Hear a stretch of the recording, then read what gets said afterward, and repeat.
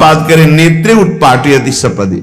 जहां साधक असावधान होता है वहां पश्चाताप उसको होता है, जलन होती है और उसके परमार्थ में विघ्न आ जाता है।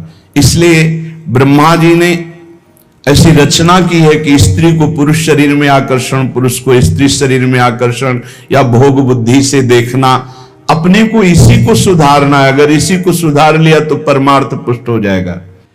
यदि आपको ज्ञान नहीं रहा हो, आपसे ऐसे पाप बन गए हैं, गुरु पत्नी गामी सबसे महापापों में पहले आता है, फिर आता है जो ब्रह्म ऋषिजन हैं उनकी भार्या, फिर आता है मद्यपान मदिरापान करना, फिर स्वर्ण की चोरी करना,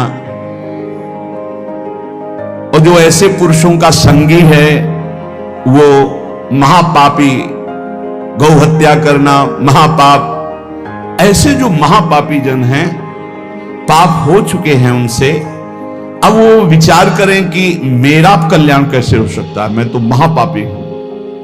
तो श्रीपाद करें हर जीव को अंतिम सांस तक भगवत प्राप्ति का मार्ग खुला है। बहुत बड़ी बात है, बहुत बड़ी बात है। आज तक भोगना पड़ रहा है गुरु पत्नी गामी का कलंक चंद्रमा जी को, आज तक। ये बड़े बड़े महत् पाप हैं जो लोग नहीं समझते हैं।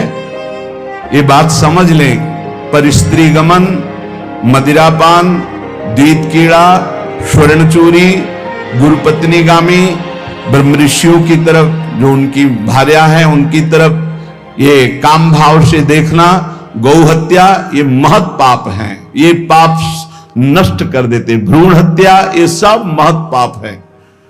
अगर ये पाप बन गए हैं जाने अनजाने में जीवन में, और अब हमने सत्संग सुना तो अब हमें प्रायश्चित हो रहा है कि मेरा कल्याण कैसे हो सकता है। तो श्रीपाद कह रहे एक बार हृदय से जलन पैदा करो कि मेरे से बहुत गलती हो गई, और श्रीधाम वृंदावन आ जाओ।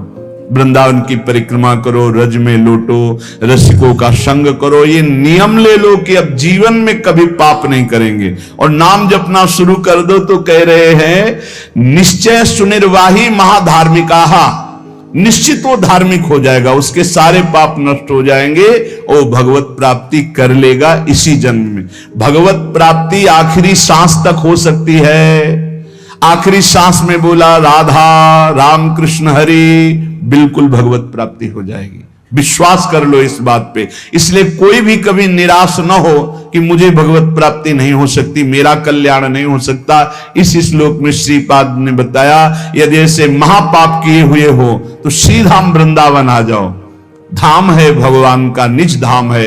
जो बड़े बड़े तीर्थों के अवगाहन से पाप नष्ट नहीं होते, जो कि महापाप कहलाते हैं, वो धाम में रज में लौटने से, परिक्रमा करने से, नाम कीर्तन करने से, सत्संग सुनकर सतमार्ग में चलने से, कह रहे हैं निश्चय सुनिर्वाही महाधार्मिका, निश्चय उसके सारे पाप नष्ट हो जाएंगे और वो धार्मिक ही नहीं महाधार्मिक हो जाएगा।